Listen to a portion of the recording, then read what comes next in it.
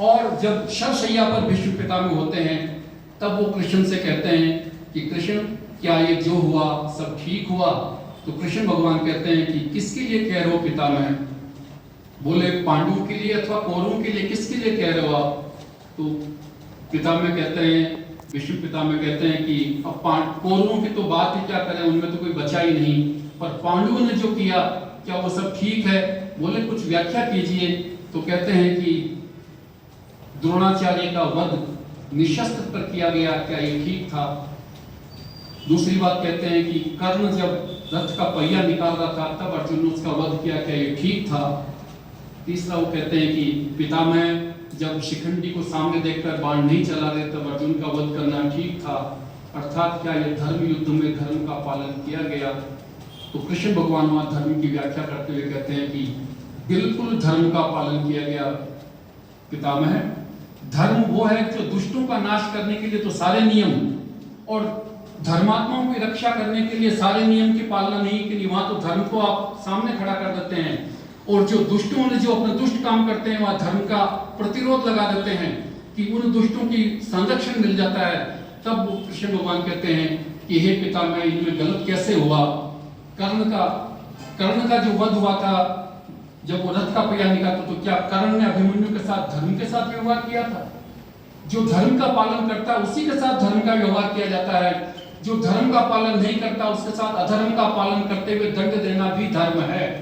कृष्ण भगवान वहां ये कहते हैं। और दूसरा कहते हैं कि क्या आप कह रहे हो कि जयद्रथ का जो वध किया था श्री अर्जुन ने, क्या वो धर्म था?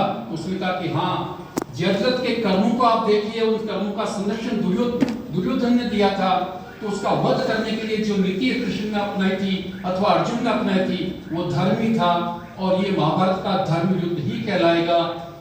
तो वो कहते हैं कि क्या द्रोणाचार्य के वध के समय युधिष्ठिर ने जो झूठ बोला था कि अश्वत्थामा हतो, क्या ये धर्म था? तो कृष्ण भगवान कहते हैं कि हाँ पितामह, ये धर्म ही था। द्रोणाचार्य आचार्य थे, ऋषि परंपरा के आचार्य थे, उन्होंने केवल राजपुत्रों का शिक्षा देने का एक दायित्व लिया था, जबकि शिक्षा के लिए जो भी जिज्ञासु आए सबको शिक्षा देनी चाहिए। कर्ण को शिक्षा देने के लिए उन्होंने मना किया था, क्या वो अधर्म नहीं था? कर्ण जब परशुराम जी से शिक्षा ले सकता है तो क्या द्रोणाचार्य से शिक्षा लेने के लिए एक आचार्य के मन में राजपुत्रों का और सामान्य जनता के बीच में किस बात का भेदभाव? तो क्या उन्होंने धर्म का पालन किया था? और जब उन्होंने धर्म का पालन नहीं किया तो उनकी मृत्यु के लिए अधर्म का साथ अगर लेना पड़ा तो वो भी धर्म ही है।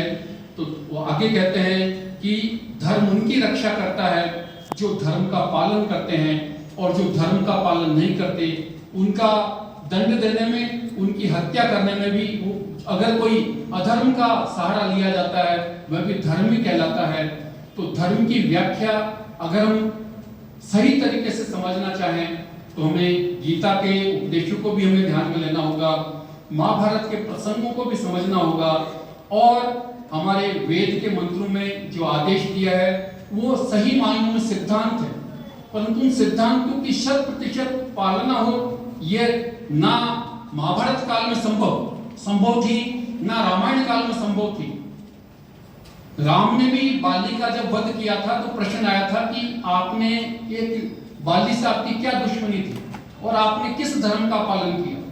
तो भगवान राम कहते हैं कि मैं अयोध्या के राजा का प्रतिनिधि हूँ और मुझे ये पता चला कि इसने सुग्रीव का राज्य अधर्म पूर्वक लिया है, सुग्रीव की पत्नी को अपने रनिवास में अपनी पत्नी बना लिया है, और इस कृत्य का दंड देने के लिए मैं अयोध्या के राजा का प्रतिनिधि होने के कारण मैं इसके लिए अधिकृत व्यक्ति हूँ और इसलिए मैंने दंड दिया है।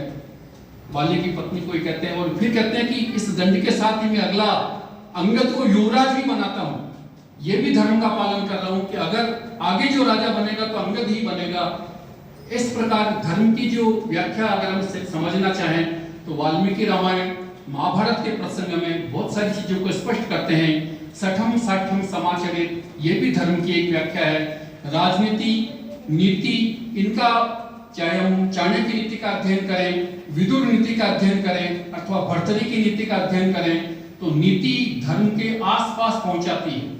नीति कभी भी अपने आप में धर्म नहीं है।